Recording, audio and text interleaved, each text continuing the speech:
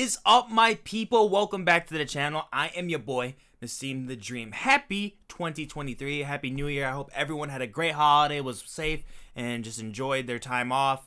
I definitely sure did. I was definitely well-deserved, well-needed for all the content that I put out on my own, man, while I was just absolutely exhausted. And thanks again, guys, for checking that out. Showed a lot of support to the channel, helping it grow, sharing. I really do appreciate it. It helps a lot. But we are back, and we are coming back even stronger than last year, ladies and gentlemen. So the first video I will be releasing on the channel will be a little reaction to this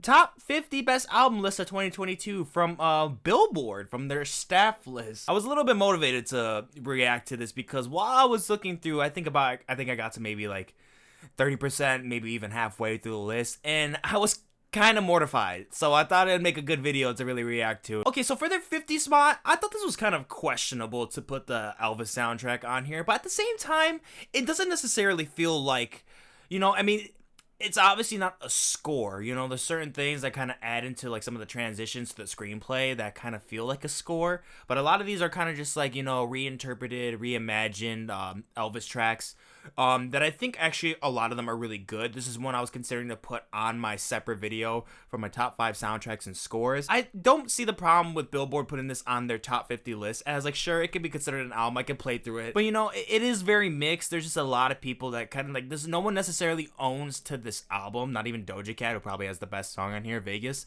But yeah, that's kind of my take about it, but I don't think this is a bad placement. So surprisingly, I did notice some sleepers on here, and I did notice this 46 spot, Ethel Cain. I did not expect Billboard to show some love to some Ethel Cain. That is pretty nice, good to see. Brent Faiyaz for number 45 for Wasteland. You know, this is one of the better Brent Faiyaz projects we got in a while, I would say. You know, most of them have either been kind of like either hit or miss, mild, or actually genuinely really good. Wasteland, I think, has a good amount of tracks to be considered over ratio as a good record. Would I put it in my top 50? Obviously not. I didn't do that.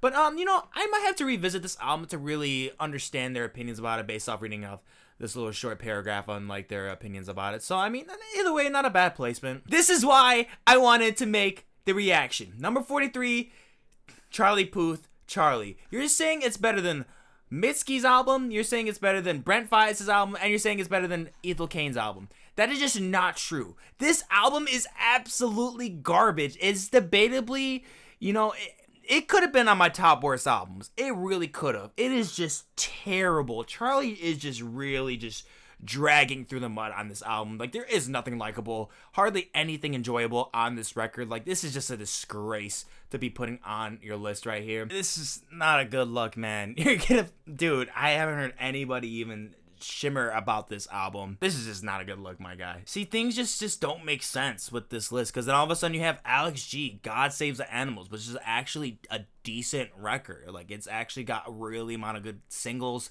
and tracks on there that I actually thought are really good, worth putting on a list. It just doesn't make any sense. Like, you get on rail and then you just totally fall off the rail at a certain point. That's so Billboard. I mean, that's a lot of these lists for the most part. Subjectively, it's all going to be kind of either dog shit or absolutely perfect to the individual, so that's cool. But again, this is just a mess so far. It's not looking good. Okay, Big Thief on here, Dragon Numero One, I Believe in You, way too low in my opinion. I don't really remember what's ahead of this.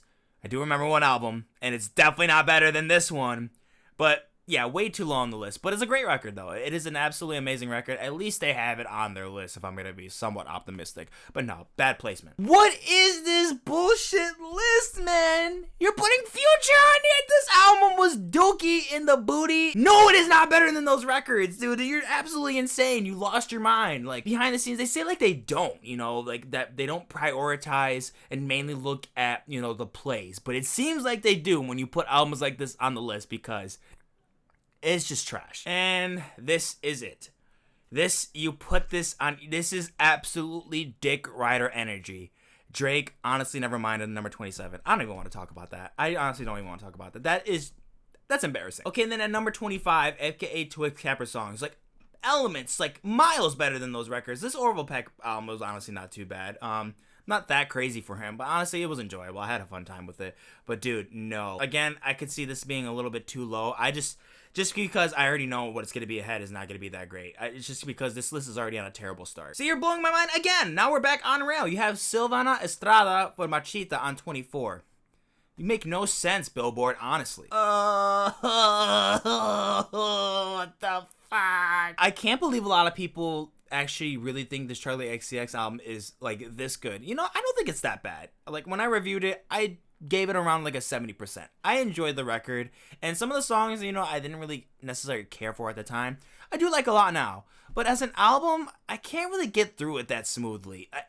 I really gotta nitpick some of these singles out of here and some of the like tracks on that list. But dude, this high up, better than some of the albums that we just passed? No, it's not even close, dude. I'm sorry, Charlie. I love you, but you've done way better. And then I just feel so weird about this, man. Like, I love this record. I put this on my list. I put this 1975. This is one of the better 1975 records we have gotten in a long time. They've been on a streak of just like, you know, just absolutely bloated indie pop songs on some of their records that are just like, don't even need to be here. And like, you know, you'd be able to find a single on there that's actually really good on their past records, but most of it is just washed out, and it's just like, you know, it's tasteless at a certain point. But this is an actually good record. I actually really loved this record.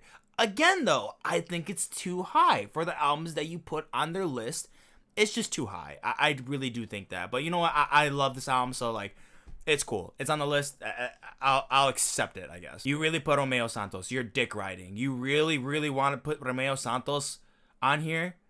Dude, you can't tell me there's anything expansive with his creativity on those songs. Are you serious, my guy? Get the fuck out of here, my guy. Okay, number 12, Pusha T. It's Almost Drive. Great hip-hop record. A lot of memorability and, you know, lots of great replay value on here. Lots of great thoughts from Pusha T. Really great production on here and overall great performance, great features. This is a very solid hip-hop record. One of the best of the year. So this is worth being on this list. Okay, this number 10 spot, it's such a shocker to me just because of Billboard and so far how hideous this list really is. But I can't believe me personally, I didn't love this record as much as other people did. I had a good time with it. I think it's good. I think Wet Leg is a really good indie rock band.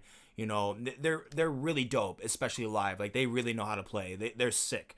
But I don't know, man. Their self-titled didn't really resonate with me as much as a lot of other people did. Some people put it like really high, like up there, like in their top 10, like how Billboard's doing right now. I wish it can resonate with everyone else based off how they feel about this record. But with me, it's just kind of, you know, I like it. I like it. I wouldn't put it on my list, but I like it. It's good. I'll accept this. Again, too high for some of the albums you have on here, but I'll accept the number 8 spot for The Weeknd, Dawn FM. And this is something I would normally expect to see on a Billboard Top 50 list for an album.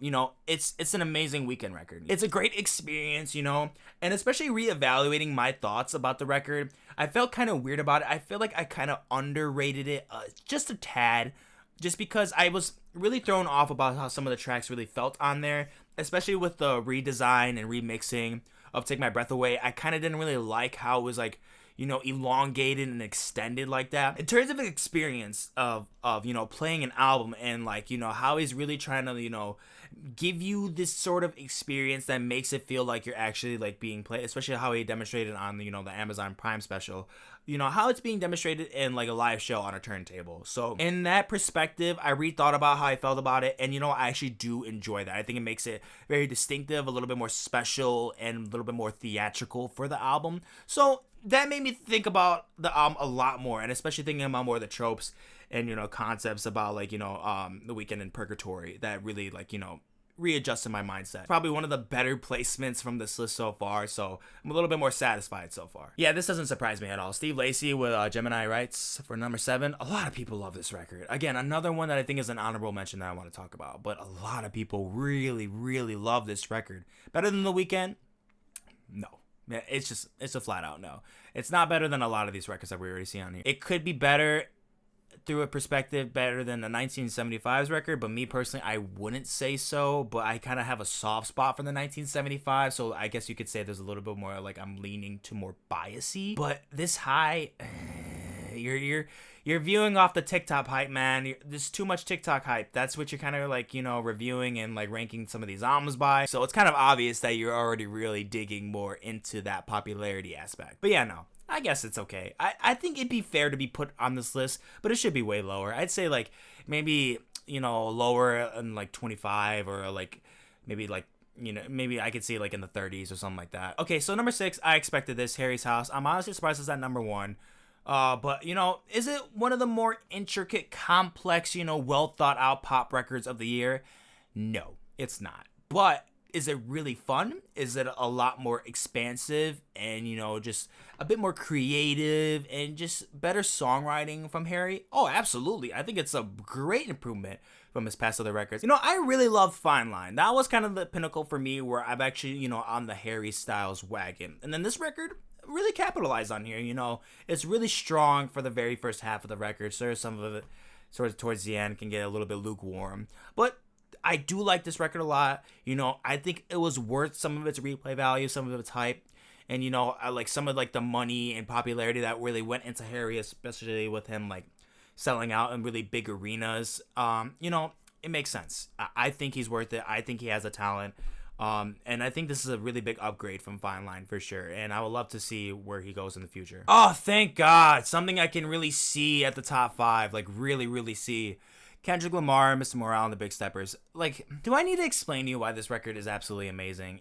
It's so good. Like, there's just so many interesting and unique ideas that Kendrick puts together on this album that has something to do with him, you know, that's, you know, also some things that are a little bit theatrical and that fall into certain concepts individually on some of these tracks that I really, really did enjoy and really had great takeaway from. Yeah, it's one of the better hip-hop albums of the year, for sure. So I'll accept this placement for them too. Oh, you dick riding sons of a bitches. You dick riders. You guys are dick riders. You put Taylor Swift. No, this was mid. I love Taylor Swift's last projects, you know. I really loved her Taylor versions coming out with, you know, fresh, like, kinda remastered ideas of her past records. I thought they were really good. But it was very mid. Number 3, you thought this was better than The Weeknd? You thought this was better than Kendrick Lamar? You thought this was better than Rosalia? No! Yeah, Beyonce for Renaissance, number 2. It's a fucking banger. It's one of the best dance records of the year.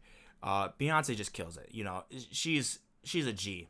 She's a G on here. So many bops in here. The transition points are impeccable, immersive, just absolutely, you know, they're just perfect. They're just perfect. It's just that simple. That's all you really need to know about this record. It's a million times better than an Honestly Nevermind record. Stop fucking glorifying that doo-doo ass record and start showing more love to records like these, because this is real house music. All right, number 1. Let's see it. Yep, I fucking knew it. I knew it. You gave it to Bad Bunny. Un verano sin ti. I don't get it. I just don't get it. This album to me is a mess. Yes, there's some pretty good bops on here that I actually really didn't enjoy.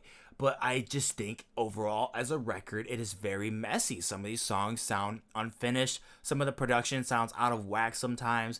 And I just don't get it. I really don't get the hype. I think people are a little bit too overhyped on Bad Bunny. I know people are going to hate me saying that. But dude, for the number 1 record, nah, man. I'll accept it, I guess, if you're going to put it on your top 50.